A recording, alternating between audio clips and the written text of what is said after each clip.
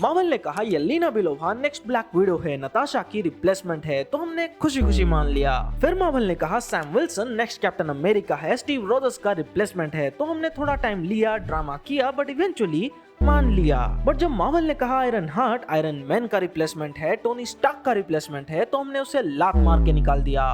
क्यों नहीं? जून 24 को आयरन हार्ट वेब सीरीज आने वाली है and there is zero hype, literally zero, not even 0.1 और 0.001, इट्स जीरो, क्योंकि फैंस ने इसे ऑलरेडी रिजेक्ट कर लिया है एज आयरन मैन रिप्लेसमेंट। ना, नहीं चाहिए ये। पर ऐसा क्यों हुआ और कैसे हुआ? जबकि येलेना बेलोवा को हमने एक्सेप्ट कर लिया, सैम विल्सन को एक्सेप्ट कर लिया, तो इसे क्यों नहीं? फर्स्ट एंड ऑब्वियस रीजन है, ये है कौन? देखो, Sam Wilson as Falcon introduce हुआ Captain America and the Winter Soldier में, फिर वो स्टीव का अच्छा दोस्त बना, उसका पार्टनर बना, सिविल वॉर में उसके लोएस्ट पॉइंट में उसका साथ दिया एंड एंड गेम तक स्टीव रोजर्स के साथ एक परफेक्ट बॉन्डिंग बना लिया था, जिसे हम फैंस ने देखा, एक्सेप्ट किया एंड लव दिया। इसलिए जब उसे मार्वल ने नेक्स्ट कैप्टन अमेरिका घोषित किया, तब ढेर सारे नए वाले फैंस ने जरूर हेट दिया, बट कोर मार्वल फैंस ने उसे सपोर्ट किया। And same goes with Yelena Belova, उसे मार्वल ने इंट्रोड्यूस किया एज नताशा सिस्टर, जो कि उसी की तरह एक ब्लैक विडो है out of those hundreds of Black Widow, जो कि उसी की तरह रेड रूम में ट्रैप थी। एंड मार्वल ने येलेना एंड सैम विल्सन के कैरेक्टर को बहुत ही अच्छे से सेटअप भी किया है। जैसे सैम विल्सन स्टीव रोजर्स नहीं है, उसका एक अलग आइडेंटिटी है, उसका एक अलग पर्सनालिटी है, डिफरेंट थॉट प्रोसेस है, but same intention, goal and ideology है, इसलिए वो कैप्टन अमेरिका बना। ठीक वैसे ही येलेना नताशा से अलग है, उसकी पर्सनालिटी बिल्कुल ऑपोजिट है नताशा से, उसकी स्टाइल अलग है, अंदाज अलग है। इन शॉर्ट येलेना की एक डिफरेंट आइडेंटिटी है, बट सिमिलर स्किल्स है, टेक्निक है, power, IQ, speed, agility and mindset है, जिसकी वजह से वो ब्लैक विडो बनने लायक है। But at the same time Riri William आखिर है कौन? आउट ऑफ नोवेयर कैरेक्टर को मार्वल ने इंट्रोड्यूस किया जिसका कोई लेना देना नहीं है टोनी स्टार्क के साथ, आयरन मैन के साथ। ना कभी वो पहले मिले हैं, ना ही कभी इन दोनों का किसी भी टाइप का इंटरेक्शन हुआ है ऑन स्क्रीन, तो हम फैंस इससे रिलेट करें तो करे कैसे?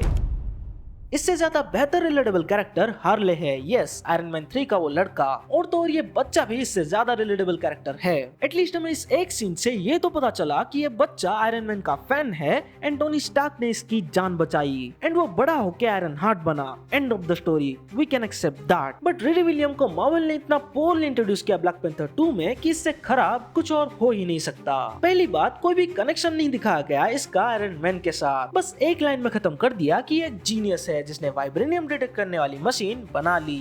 That's it। एंड हमें इसी बेसिस पर एक्सेप्ट करना है कि आयरन हार्ट बन सकती है एंड आयरन मैन को रिप्लेस कर सकती है।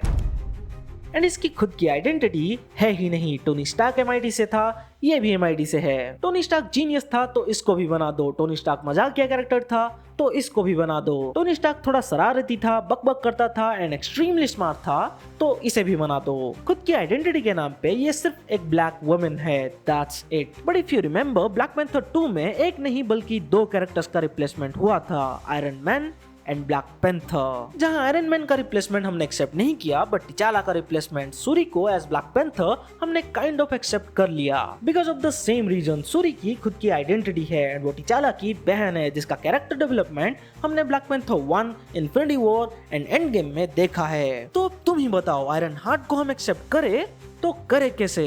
और इतना ही नहीं, और भी पॉइंट्स है। हमने कैट बिशप को as new Hawkeye and Jack and Torres को एज न्यू फाल्कन एक्सेप्ट किया। क्यों? क्योंकि इन दोनों ने जिसको रिप्लेस किया उनके रिप्लेसमेंट से फैंस को ज्यादा फर्क पड़ा नहीं। Hawkeye and Falcon, both of these characters are not so famous. Harsh है बट ट्रूथ है।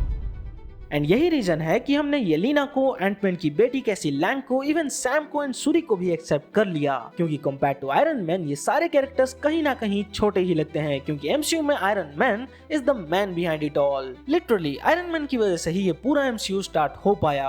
आई एम आयरन मैन के साथ MCU की शुरुआत हुई and I am Iron man के साथ इन्फिनिटी सागा का अंत हुआ। एंड इस पूरे सागा ने MCU को वो ऊंचाइयों से रूबरू करवाया जो पहले किसी भी सिनेमैटिक यूनिवर्स ने देखा भी नहीं था। And all this because of Iron Man, Tony Stark and Robert Downey Junior. And जब आप इस कैरेक्टर को रिप्लेस कर रहे हो तो आपको बैकलैश तो मिलेगा ही। अगर आपने हार्ले को भी चूज किया होता तो भी बैकलैश मिलता ही, जैसे सैम विल्सन को मिला कैप्टन अमेरिका के लिए। बट आपने तो पूरा ही सत्यानाश कर दिया, तो ये बैकलैश, ये हेट डिजर्विंग है। एंड एक कोर पॉइंट है जो कि ज्यादा तो मैटर नहीं करता बट कहीं ना कहीं मैटर तो करता ही है। कॉमिक्स में भी आयरन हार्ट को ऐसे ही इंट्रोड्यूस किया गया था to replace Iron Man, but थोड़ा सा बेटर स्टोरी लाइन के साथ, बट वो फैंस को पसंद नहीं आया और कॉमिक्स में भी आयरन हार्ट को बहुत ज्यादा बैकलैश मिला था, इसलिए मार्वल को अगेन अपने ओजी कैरेक्टर्स को लाना पड़ा था। एंड जब आयरन हार्ट का अनाउंसमेंट हुआ था तभी से ही अपीयरेंस से पहले ही लार्ज सेक्शन ऑफ ऑडियंस ने उसे हेट करना शुरू कर दिया था। सो यहाँ पे शाहरुख खान का ये डायलॉग बहुत ही अच्छे से फिट बैठता है। अगर किसी चीज को दिल से चाहो तो पूरी कायनात उसे तुमसे मिलाने की कोशिश में लग जाती है। तो मार्वल ने चाहा आयरन मैन के रिप्लेसमेंट को घटिया करने का, तो पूरी कायनात की हर तरीके की प्रॉब्लम इसी कैरेक्टर के ऊपर आ गई। And that's how and why iron heart को हम फैंस एक्सेप्ट नहीं कर पा रहे हैं, एंड शायद आगे भी ना करें। So it all depends on this web series, क्योंकि अगर ये वेब सीरीज एगाथा लोलोंग जैसी निकली, मींस किसी को भी होप नहीं था बट लेजेंडरी निकल के आई, तो शायद हो सकता है कि हम आयरन हार्ट को एक्सेप्ट कर ले। बट रिमेंबर, आयरन हार्ट को लेकर फैंस का जवाब अभी भी वही है, we don't want a Tony Stark copy, we want a legacy we can believe in. So तब तक के लिए see you in the next video.